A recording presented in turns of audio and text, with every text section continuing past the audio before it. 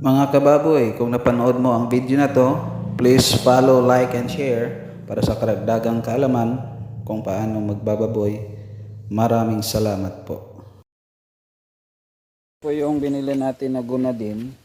So dalawa po yung binili natin. Nasa 255 po yung bawat isa. So 2 ml lang po siya, isang turok lang po. Yan, gunadin. Gunadin 250. Yan, first time po natin gumamit ng ganito.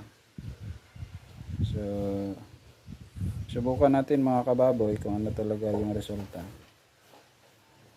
Sigurado maglalandi sila, pero ang tanong po kung mabubuntis ba sila, o kung mabubuntis man, marami kaya yung anak nila.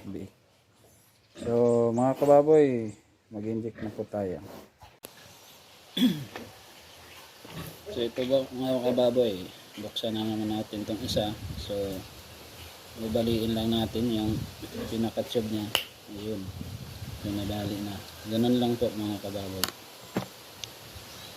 Tapos kunin natin yung naman niya.